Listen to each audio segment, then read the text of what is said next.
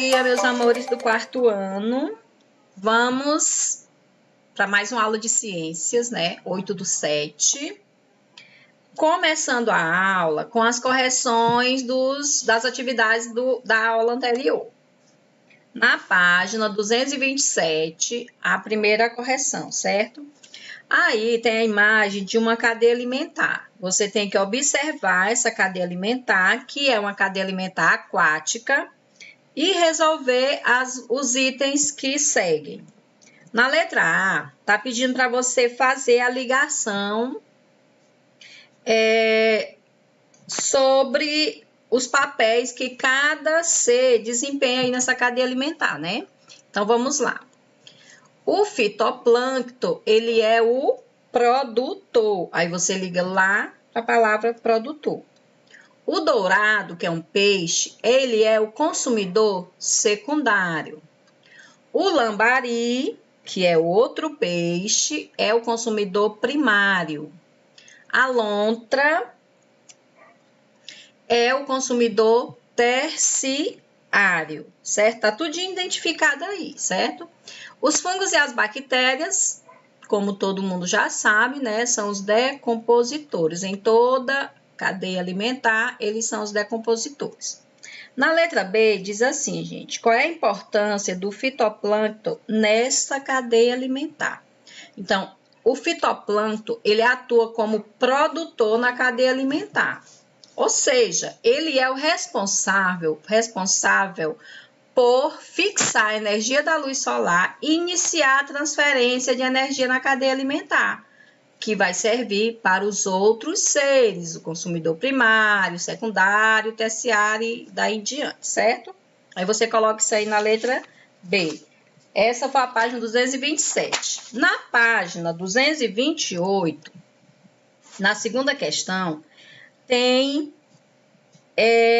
umas cadeias alimentares aí, certo? Aí você vai observar. Tá tudo identificado aí, gente. Na letra A, o que você vai fazer? Identifique no esquema, esse esquema aí que está em retângulo, as duas cadeias alimentares representadas abaixo e complete corretamente esses esquemas. Aí nessa imagem tem duas cadeias alimentares, por isso está no plural, certo? Então, no primeiro você vai colocar planta, seguindo gafanhoto, tatu-bola e sussuarana. E aqui esse tracinho está representando a seta aí do seu livro, certo? No outro esquema, planta, mocó e a sussuarana. Então, aqui é uma cadeia alimentar, aqui é outra. Na letra B, diz assim, escreva o nome do ser vivo a que se refere cada uma das afirmativas, de acordo com as cadeias alimentares representadas. Ainda é sobre a cadeia alimentar da questão 2, certo? Diz assim, alimenta-se de insetos e serve de alimento para a sussuarana. Quem é, gente? É o tatu-bola. Ocupa tanto a posição de consumidor secundário como de consumidor terciário, a sussuarana. Não se alimenta de nenhum outro ser vivo, são as plantas, porque elas são as produtoras, certo?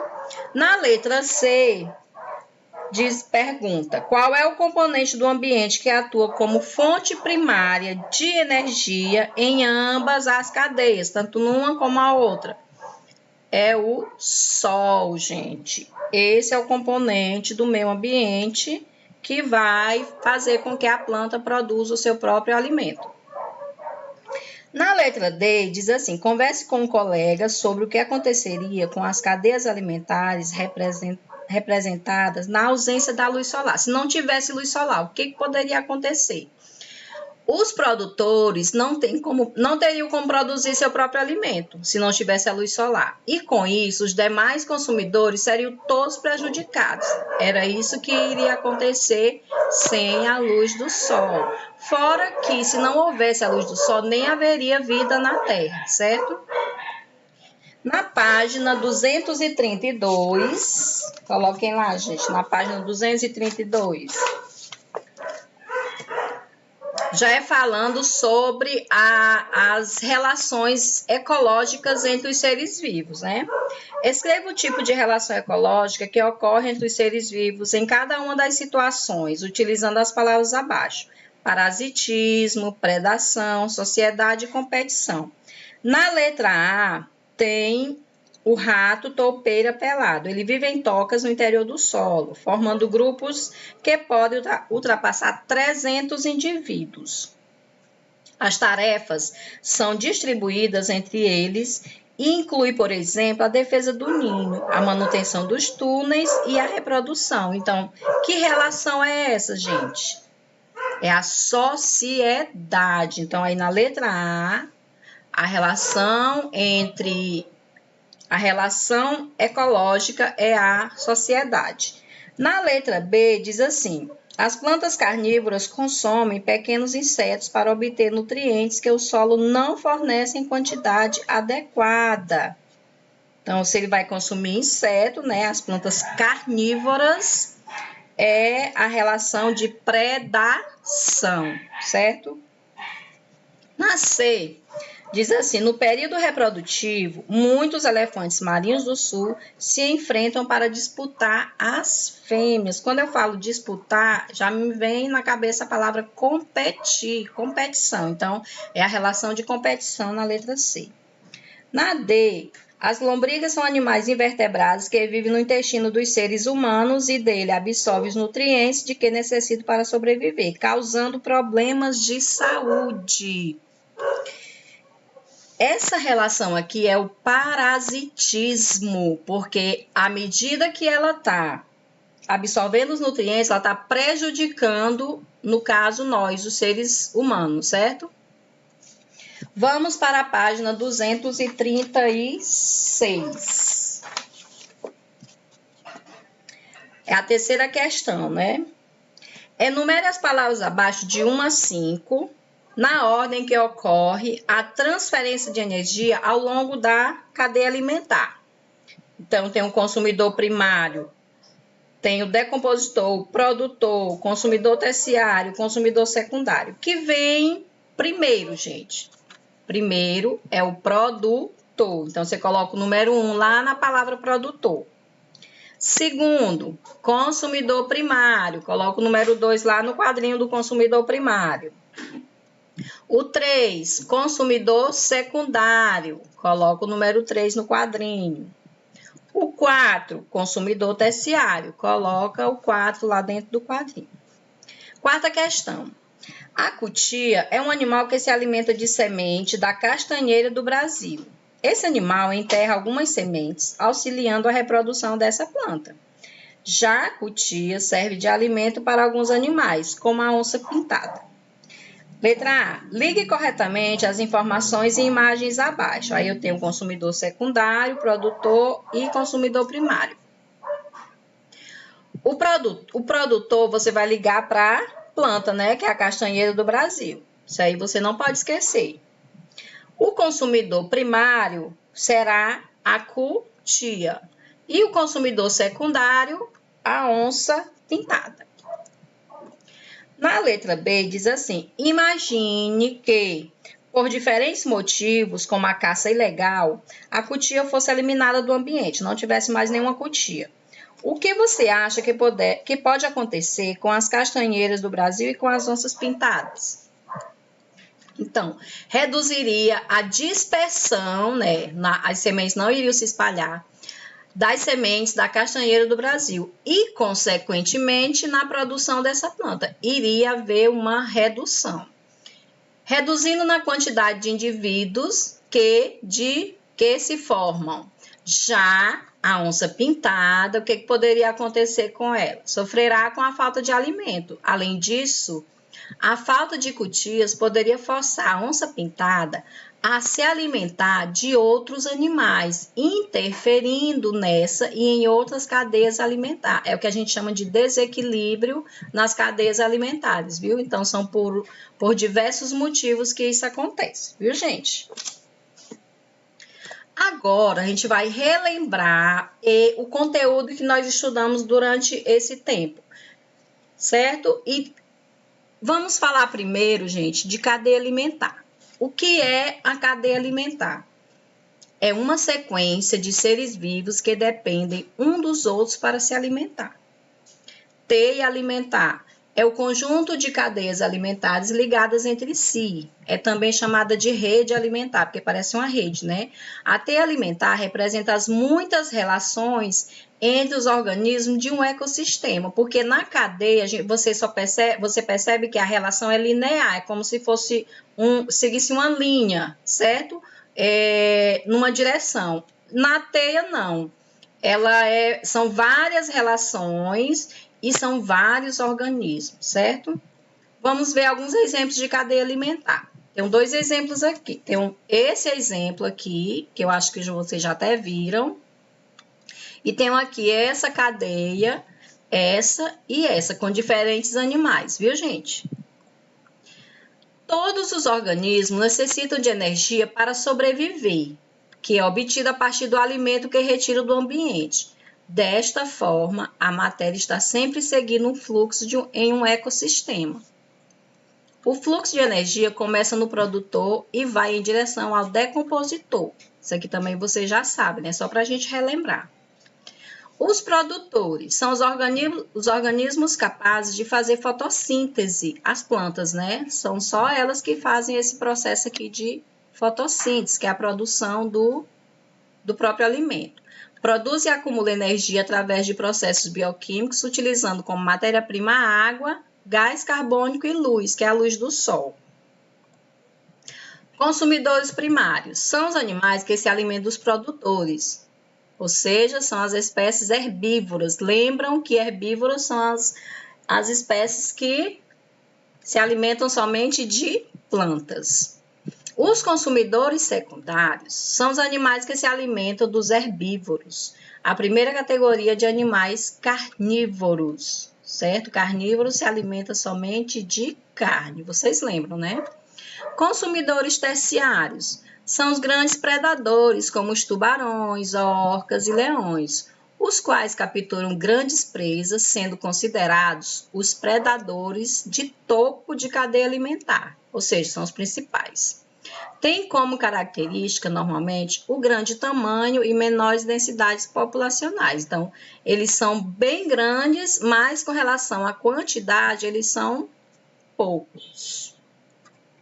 Os decompositores são os organismos responsáveis pela decomposição da matéria orgânica, transformando-a em nutrientes minerais que se tornam novamente disponíveis no ambiente.